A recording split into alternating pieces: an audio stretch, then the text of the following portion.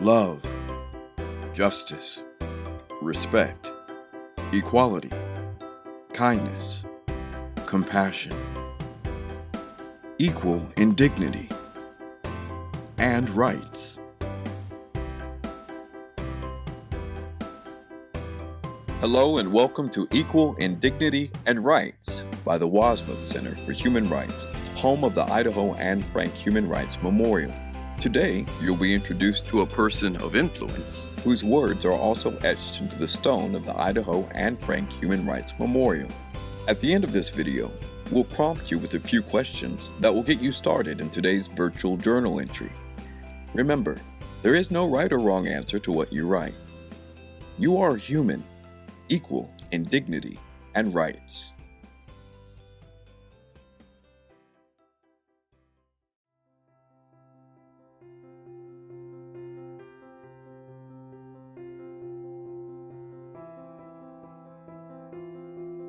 You've probably heard of Anne Frank, but even if you haven't, that's okay. We're going to introduce you to someone who in many ways was just like you. On her 13th birthday, Anne received a diary. She used it to record her thoughts, emotions, and questions about the world around her. Here are a few details about her life. We can never compare the experience of Anne Frank and her family and the crimes of the Holocaust to today. We can, however, honor Anne's legacy and the victims of the Holocaust by continuing a deep exploration into Anne's life and the lessons the Holocaust continues to teach the world. Anne Frank was born June 12, 1929 in Frankfurt, Germany, but spent most of her life in Amsterdam, the Netherlands.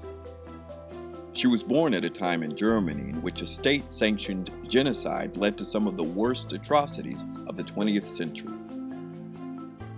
The genocide was orchestrated by an authoritarian named Adolf Hitler, who disguised prejudice and hate as national pride.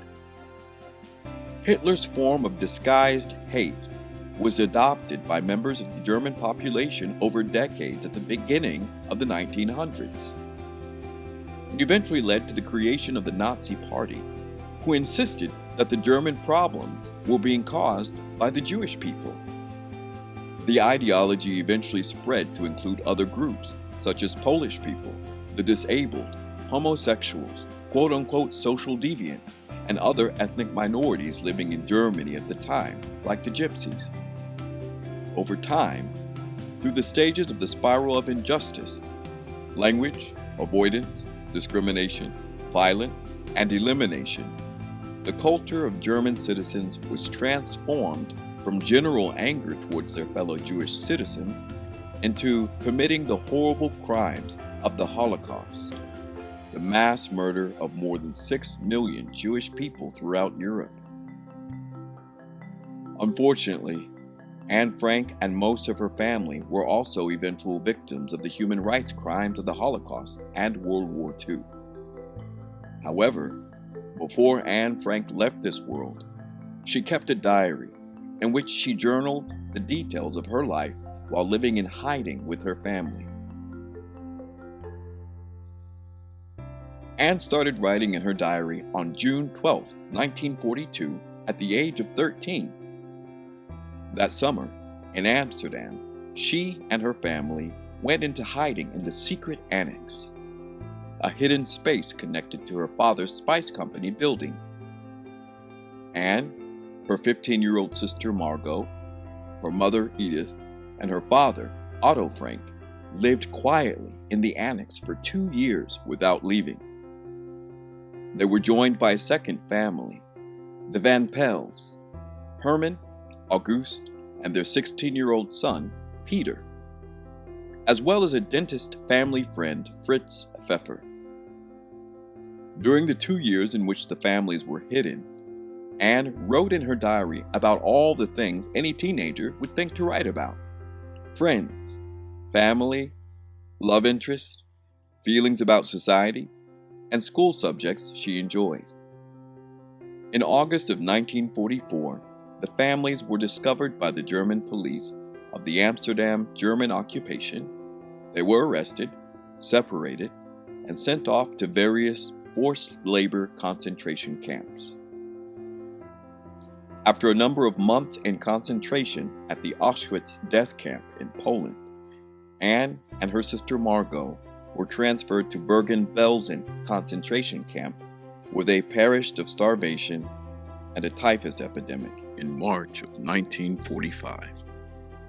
Her mother perished of starvation, separated from them in another camp. Her father, Otto, survived.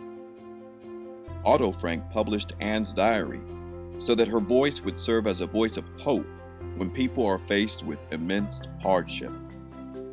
Her story has now become a rallying reminder to all people to ask great questions about the nature of humanity and human rights, and to actively engage when human rights are being violated.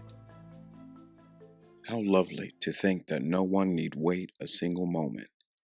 We can start now. Start slowly changing the world. Anne Frank.